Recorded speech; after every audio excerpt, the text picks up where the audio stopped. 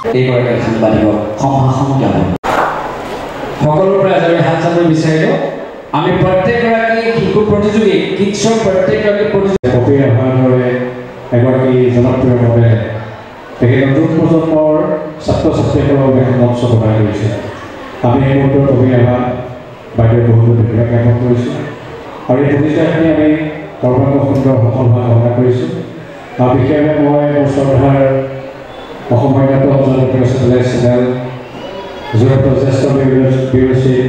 প্ৰদীপ বৰা ডাঙৰীয়াক মই বহুত ধন্যবাদ জ্ঞাপন কৰিছোঁ এইভাবে ভাল লাগিছে যে দাদা যথেষ্ট ব্যস্ত সাংবাদিক ক্ষেত্ৰখনত আমাৰ বাবে এটা আদৰ্শও হ'ব পাৰে কাৰণ এজন ব্যস্ত সমাজৰ সাংবাদিকে তেখেতে বিভিন্ন সময় বা বাতৰিয়ে অসমৰ ৰাইজক যিদৰে লৈ গৈছে এনেদৰে সাংস্কৃতিক ক্ষেত্ৰখনৰো তেখেতে নেতৃত্ব প্ৰদান কৰিছে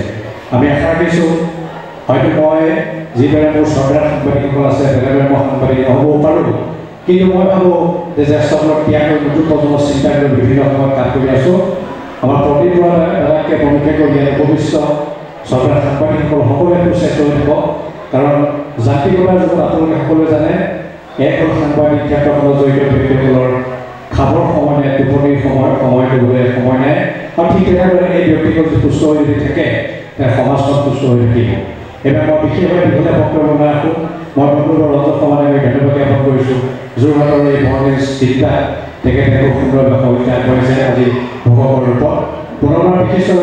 ব্যক্তিসকলক মই ধন্যবাদ জনাইছোঁ প্ৰদান জনাইছোঁ আৰু পুনৰবাৰ এই অনুষ্ঠানটোৰ সৰ্বাংগ সুন্দৰ সফলতা কামনা কৰি মোৰ বক্তব্য সামৰিছোঁ ধন্যবাদ জয়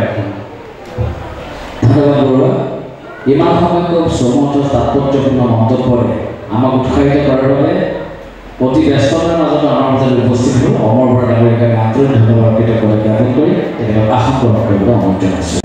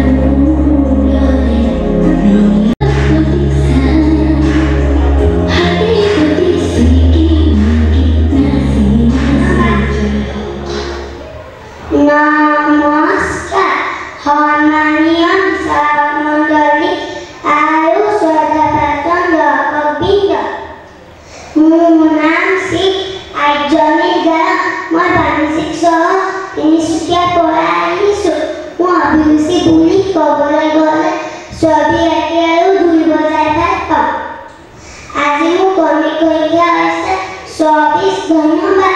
আজি অনেকি অগ্ৰাৰ বাবে শুভ জয় ধন্যবাদ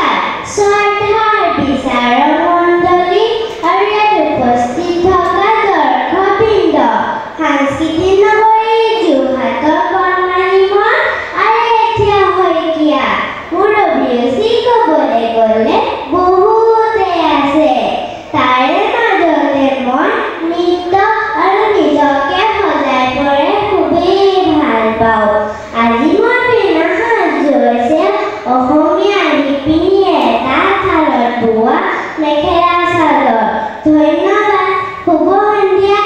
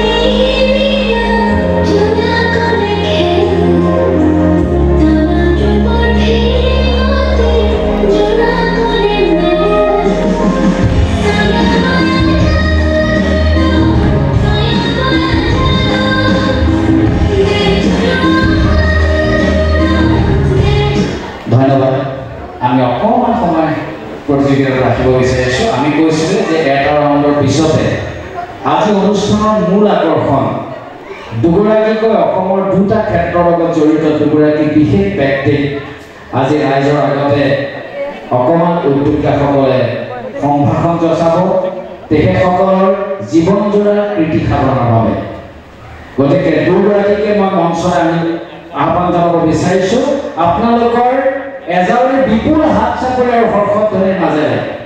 মই পুনতে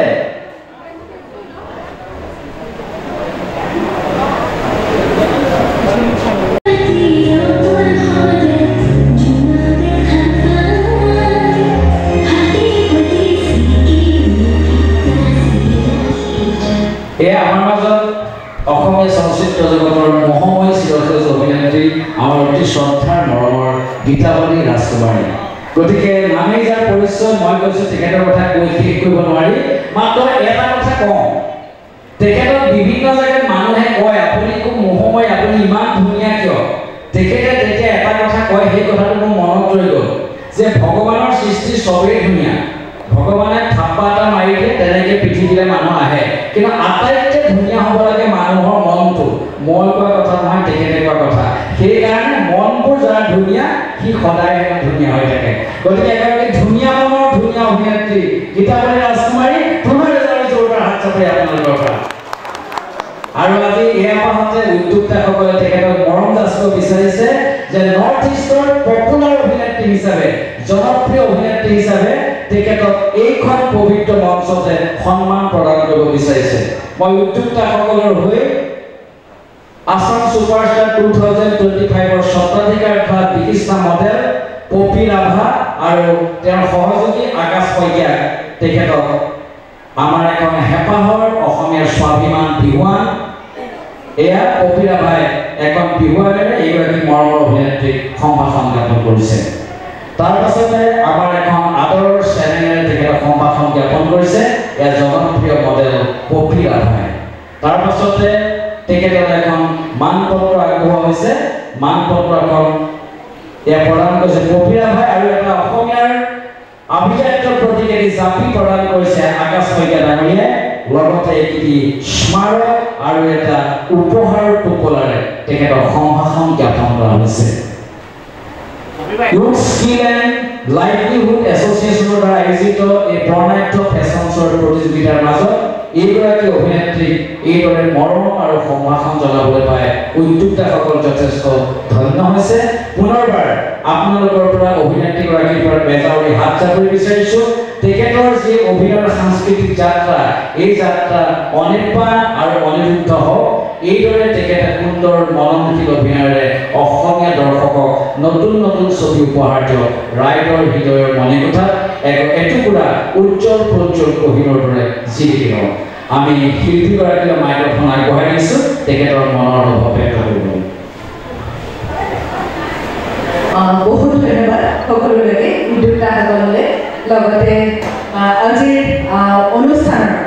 যিসকলে অংশগ্ৰহণ কৰিছে ইতিমধ্যে প্ৰতিযোগিতা চলি আছে সকলোৱে জানে গণমান্য যিসকল ব্যক্তি মোৰ সন্মুখত উপস্থিত আছে বিশিষ্ট অতিথিসকল সকলোলৈকে মৰমৰ শ্ৰদ্ধা জ্ঞাপন কৰিছোঁ খুব ধুনীয়া এটা অনুষ্ঠান অৱশ্যে যথেষ্ট গৰম পৰিছে আৰু অনুষ্ঠানৰ যিহেতু অলপমান বিলম্বও ইতিমধ্যে আমি দেখিছোঁ কণ কণ ল'ৰা ছোৱালী মাক দেউতাকে শিকাই পঠাইছে বয়োজ্যেষ্ঠসকলে শিকাইছে তেওঁলোকে ষ্টেজত এই আৰম্ভ কৰিছে তেওঁলোকৰ যাত্ৰা মই অৱশ্যে মোৰ যাত্ৰা ইমান সৰুতে আৰম্ভ কৰা নাছিলোঁ হায়াৰ ছেকেণ্ডেৰী ফাইনেল ইয়েৰৰ ষ্টুডেণ্ট আছিলোঁ আৰু তেতিয়া মই আৰম্ভ কৰিছিলোঁ অকণমান দেৰিকৈ অভিনয়ৰ জগতত মোৰ যাত্ৰা একোৱে জনা নাছিলোঁ একোৱে বুজা নাছিলোঁ আৰু তেনেকৈ আচলতে অভিনয়ৰ জগতত ভৰি দিছিলোঁ মোৰ কাৰণে প্ৰধান আচলতে প্ৰধান বিষয় কিন্তু তাৰ মাজতো অনাকাংক্ষিতভাৱে যেতিয়া আপোনালোকৰ এই মৰম চেনেহ পাওঁ যেতিয়া যিকোনো ধৰণৰ বঁটা বাহন পাওঁ তেতিয়া আচলতে নিজকে অধিক দায়িত্বশীল অনুভৱ কৰোঁ যে মোৰ বহুত কৰিবলগীয়া আছে আৰু বহুতৰ বাট যাবলগীয়া আছে যদিও বঁটা বাহনৰ আশাত বা বঁটা বাহনৰ লোভত কোনোদিন কাম কৰা নাই ভৱিষ্যতলৈও নকৰোঁ আপোনালোকৰ মৰম আশীৰ্বাদ সেইখিনি আচলতে জীৱনত আগবাঢ়ি যাবৰ কাৰণে অনুপ্ৰেৰণা দিবৰ কাৰণে যথেষ্ট মোৰ কাৰণে তথাপিও আজি এই মঞ্চখনত আপোনালোকৰ সকলোৰে মৰমৰ মাজেদিয়ে এনেকৈ থিয় হৈছোঁ এই আপাহতে আপোনালোকক দুআষাৰ কথা কৈছোঁ আপোনালোকৰ পৰা ইমান মৰম পাইছোঁ সেইখিনি মোৰ কাৰণে ভগৱানৰ ওচৰত সদায় কৃতজ্ঞ হৈ থাকিম আপোনালোকৰ ওচৰত কৃতজ্ঞ হৈ থাকিম নতুনকৈ দুটামান কাম আৰম্ভ কৰিবলৈ লৈছোঁ তাতো আপোনালোকৰ আশীৰ্বাদ বিচাৰি যাতে সদায় ভগৱানৰ ওচৰত প্ৰাৰ্থনা কৰোঁ যাতে জীৱনৰ শেষ দিনটোলৈকে নিজে ভাল পোৱা কামখিনি কৰি যাবলৈ পাৰোঁ অভিনয় হৈছে মোৰ নিচা লগতে কিছু কিছু ক্ষেত্ৰত পেচাও গতিকে অভিনয়ৰ ক্ষেত্ৰখনত আগবাঢ়ি যাবলৈ নিজে আচলতে নিজৰ নামটো মই গীতাৱলী এই কথাটো মই নিজে নিজকে স্বীকৃতি কেতিয়াও দিব নোৱাৰোঁ যেতিয়ালৈকে আপোনালোকে মোক স্বীকৃতি নিদিয়ে আপোনালোকে স্বীকৃতি দিছে কাৰণে আজি মই এইখন মঞ্চত এইদৰে থিয় হৈ আছোঁ গতিকে সদায় আপোনালোকৰ ওচৰত কৃতজ্ঞ হৈ থাকিম আৰু মই বিশেষ কথা নকওঁ কণমানিসকলে ইতিমধ্যে ৱেইট কৰি আছে সকলোলৈকে শুভেচ্ছা শুভকামনা জনালোঁ লগতে আৰু এটা কথা অভিভাৱকসকলৰ জ্ঞাতাৰ্থে কওঁ বিচাৰকৰ সিদ্ধান্তই চূড়ান্ত সিদ্ধান্ত সেই কথাটো কিবা যদি বিশেষ ভুল থাকে বিচাৰকসকলৰ তেতিয়া এটা বেলেগ কথা কিন্তু সেই কথাটো আপোনালোকে নিজেও মানি লৈ সন্তানকো মানি ল'বলৈ ক'লে আচলতে খুব ভাল হয় কাৰণ এই যে জাজৰ আসনত বহিবলৈ মই কাহানিকৈ এৰি দিছোঁ বিশেষকৈ সৰু সৰু ল'ৰা ছোৱালীক জাজ কৰোঁতে বুকুখন একেবাৰে বিষাই যায় কাক দিম কাক নিদিম সেই দুখতে মই জাজৰ আসনত বহিবলৈ কেতিয়াবা এৰি দিছোঁ কিন্তু গম পাওঁ বিচাৰকসকলে কিমান কষ্টৰ সন্মুখীন হৈ আচলতে জাজমেণ্ট কৰিব লগা হয় যিয়ে নহওক মোক আপোনালোকে আজি ইমান মৰম যাচিছে আদৰ যাচিছে তাৰ কাৰণে সকলোকে ধন্যবাদ জ্ঞাপন কৰিছোঁ সকলোকে শুভেচ্ছা আৰু শুভকামনা জনাই মই মোৰ এই চমু বক্তব্যৰ ইমানতে সামৰণি মাৰিছোঁ ধন্যবাদ ধন্যবাদ সেয়া আছিল আমাৰ আজিৰ বঁটাপ্ৰাপ্ত সকলোৰে শ্ৰদ্ধাৰ অভিনেত্ৰী গীতাৱলী ৰাজকুমাৰী তেখেতৰ এই অভিনয় যাত্ৰা চিৰপ্ৰবাহমান হওক অনিৰুদ্ধ হওক এই শুভকামনা ৰাখিলোঁ তেখেতে সুন্দৰ সুন্দৰ অভিনয়েৰে আমাক সদায় আনন্দ দি যাওক আমোদ দি যাওক তেখেতৰ সুস্বাস্থ্য আৰু দীৰ্ঘ জীৱন কামনা কৰিলোঁ নামেই যাৰ পৰিচয় যাক আচলতে পৰিচয় কৰিবলৈ প্ৰয়োজন নাই এগৰাকী নিৰ্ভীক সৎ নিষ্ঠাবান সাংবাদিক যি সাংস্কৃতিক বৰপেট মাজুলীত জন্মগ্ৰহণ কৰি পৰৱৰ্তী সময়ত সাংস্কৃতিক ৰাজধানী যোৰহাটৰ বাসিন্দা হৈ নিউজ লাইভেৰে তেওঁৰ সাংবাদিক জীৱন আৰম্ভ কৰি যথেষ্ট ত্যাগ আৰু কষ্ট স্বীকাৰ কৰি গণতন্ত্ৰৰ অত্যন্ত প্ৰহৰীৰ দৰে দিনে নিশাই ৰাইজক সত্যনিষ্ঠ বাতৰি পৰিৱেশন কৰি আজি এইটো পৰ্যায়ত উপনীত হৈছে আজি যিগৰাকী ব্যক্তিৰ কথা ক'বলৈ লৈছোঁ তেখেত বৰ্তমান উজনি অসমৰ নিউজ লাইভৰ ব্যুৰ' চিফৰ দৰে এক প্ৰধান দায়িত্বত অলংকৃত হৈ আছে যিজনৰ অসীম ত্যাগ সৎ সাহসিকতা আৰু নিষ্ঠাবান সংবাদ পৰিৱেশনেৰে নিউজ লাইভক ৰাইজৰ চকুৰ আগত তুলি ধৰিছে একক আৰু অনন্য ধৰণেৰে সেইজনে হৈছে আমাৰ সকলোৰে শ্ৰদ্ধাৰ জ্যেষ্ঠ সাংবাদিক আমাৰ শ্ৰদ্ধাৰ প্ৰদীপ বৰা ডাঙৰীয়া আপোনালোকৰ এজনী জোৰদাৰ হাত চাপৰি বিচাৰি মই প্ৰদীপক মঞ্চলৈ স্বাগতম জনাইছোঁ আৰু উদ্যোক্তাসকলক তেখেতলৈ মঞ্চ আগুৱাই আনিবলৈ অনুৰোধ জনাইছোঁ এয়া আমাৰ অতি মৰমৰ শ্ৰদ্ধাৰ আমাৰ আচলতে জ্যেষ্ঠ আমি তেখেতসকলৰ পৰা প্ৰতি মুহূৰ্তত আমি অনুপ্ৰাণিত হওঁ আমাক এটা ৰাস্তা দেখুৱাই দিয়া মানুহ আমাৰ বহুতকে এটা ৰাস্তা দেখুৱাই দিয়া মানুহ প্ৰদীপ দা আৰু আজি যিটো অনুষ্ঠান হৈ আছে এই অনুষ্ঠানৰ নেপথ্য নায়কজন হৈছে প্ৰদীপ দা গতিকে প্ৰদীপদাৰ সাংবাদিক জীৱন চিৰপ্ৰবাহমান হওক, সুদূৰ প্ৰসাৰী হওক, তেখেতৰ নব্য চিন্তা, সুন্দৰ বাতৰি পৰিৱেশনেৰে সমাজত এক নতুন দিগন্তৰ সূচনা কৰক। আমি এই আবাহতে উদ্যোক্তাসকলৰ হৈ আমাৰ পৰাগজ্যোতি বৰা আৰু কপিলাভা ডাঙৰীয়ানে আমাৰ এখন হেঁপাহৰ চেলেঙেৰে হেঁপাহৰ বিমানে তেখেতক সম্ভাষণ জ্ঞাপন কৰিছে। সকলোৰে পৰা যাবলৈ হাত চাপৰ বিচাৰিছোঁ। লগতে আকাশজ্যোতি শইকীয়াই আমাৰ অসমীয়া অভিযাত্ৰাৰ প্ৰতীক এটা জাপিৰে ফুলাম জাপিৰে তেখেতক সম্ভাষণ জ্ঞাপন কৰিছে। লগতে তেখেতক এখন মানপত্ৰ আৰু এটি স্মাৰক প্ৰদান কৰা হৈছে। মঞ্চত দুইখন ক্ষেত্ৰৰ দুগৰাকী বিশিষ্ট ব্যক্তি, যি দুগৰাকীৰ নেতৃত্বত সমাজে দুইটা দিশত সাংবাদিক ক্ষেত্ৰখনত আৰু সাংস্কৃতিক ক্ষেত্ৰখনত এক নতুন দিগন্তৰ সূচনা কৰিব সক্ষম হৈছে। গতিকে প্ৰদীপদাৰ এই যাত্ৰা অনিৰুদ্ধ হওক, এই যাত্ৰা অনিৰ্বাণ হওক আৰু প্ৰদীপদাই তেখেতৰ সত্যনিষ্ঠ সাংবাদিকতাৰে নৱপ্ৰজন্মৰ সাংবাদিকসকলক এক নতুন পথৰ পাথে হৈ ৰওক, এক নতুন পথৰ সন্ধান দিয়ক। আমি প্ৰদীপদাৰ সুস্বাস্থ্য দীৰ্ঘায়ু কামনা কৰি তেখেতৰ মনৰ অনুভৱ ব্যক্ত কৰিবলৈ তেখেতক মাইক্ৰফোন আগবঢ়াইছোঁ। সকলোকে নমস্কাৰ জনাইছোঁ। এতিয়া কথা কোৱাৰ কোনো পৰিৱেশ নাই, কোনো প্ৰতিযোগিতা চলি থকাৰ মাজত কথা ক'লে মানুহ বিৰক্ত হয়, বেয়া পায়। আৰু তাতে আজি 39 ডিগ্ৰী চেলচিয়াছ ফিল হৈছে, প্ৰায় 50 ডিগ্ৰী চেলচিয়াছ ফিল হৈছে। প্ৰচণ্ড গৰম, কণ্টল ল'ৰা ছোৱালীবিলাকক মাক দেউতাকে লৈ আহি বেছি আছে। বহুত বেয়া লাগিছে তেওঁলোকক দেখি। আজি দিনটো কষ্ট কৰিছে, দেখাৰ পথটো বহুত দেৰি হ'ব। উদ্যোক্তাসকলক ধন্যবাদ জ্ঞাপন কৰিছোঁ। প্ৰথমতে আচলতে মোক কপিয়ে গুৱাহাটীৰ পৰা যোগাযোগ কৰিলে। আমাৰ নিউজ লাইভৰ এজন জ্যেষ্ঠ সাংবাদিকে মোক ক'লে, এটা ইভেণ্ট পাতিবলৈ গৈছে ভেটি যোৰহাটত নতুন, তুমি অলপ সহযোগিতা আগবঢ়াই দিবা। মোক তেওঁলোকে এটা সম্বৰ্ধনা জনাব বুলি ওলাইছিলে। তাৰপিছত এনেকুৱা হ'ল যে মই নিজে নিজে কিবা উদ্যোক্তাৰ মাজত সোমাই কৰিবলগীয়া হ'ল। এওঁলোকে নাজানে মই অনুষ্ঠানটো এনেকুৱা অনুষ্ঠানত প্ৰথম যিহেতু মডেলিং বা আন অনুষ্ঠানত যাওঁ, ৰিজু বাইদেউ আছে, ৰিজু বাইদেৱে এই লাইনটো প্ৰায় নিবন্ধন জনায়। কিন্তু এই লাইনটো মই ফৰ ফাৰ্ষ্ট টাইম এনেধৰণে সহযোগিতা আগবঢ়াবলৈ পালোঁ। অলপ অভিজ্ঞতাও হ'ল। যথেষ্ট কিন্তু টেনশ্যন আছে, কষ্ট আছে, কিমান ত্যাগ কৰিবলগীয়া হয় মই নিজে দেখি পাইছোঁ, বহুত হেৰাই ল'বলগীয়া হয়। তথাপিতো আজি নতুন এটা অভিজ্ঞতা গোটালোঁ। আগলৈ যাতে অনুষ্ঠান আয়োজন কৰা সহযোগিতা আগবঢ়াব নিশ্চয় পাৰিম। বিদ্যালয়লৈ ধন্যবাদ জ্ঞাপন কৰিলোঁ, সহযোগিতা আগবঢ়াই উপস্থিত হ'ল। আৰু এটা মই উদ্যোক্তাসকলৰ পৰাও হৈ আৰু উদ্যোক্তাসকলকো হৈ ধন্যবাদ জ্ঞাপন কৰিছোঁ। আৰু মোৰ চমু বক্তব্য সামৰি কৰিছোঁ। আৰু যিসকলে ইয়াত অংশগ্ৰহণ কৰিছে, সকলে তেওঁলোকৰ আন্তৰিক মৰম চেনেহ জ্ঞাপন কৰিছোঁ। আৰু অভিভাৱকসকলক ধন্যবাদ জ্ঞাপন কৰিছোঁ। ইমান প্ৰচণ্ড গৰমত নিজৰ সন্তানৰ বাবে তেওঁলোকে যিখিনি ত্যাগ কৰিছে, সেয়া আগলৈকে কৰক। যিহেতু এখন মঞ্চ দিয়া আছে, তেওঁলোকৰ মনৰ দুৱাৰ খিৰিকীবিলাক খোল খাব, ভৱিষ্যতলৈ তেওঁলোকৰ বাট তুলিবলৈ বাথেও হ'ব। সেয়ে মই সকলোকে বিভিন্ন প্ৰতিযোগিতাত অংশগ্ৰহণ কৰিবলৈ অনুৰোধ জনাইছোঁ, যাতে পুৰস্কাৰৰ আশাত নকৰি তেওঁলোকক যাতে এখন মঞ্চ দিব পাৰে, বহল মন দিব পাৰে, তাৰ চিন্তা কৰক। ধন্যবাদ। ধন্যবাদ প্ৰদীপদা। আমি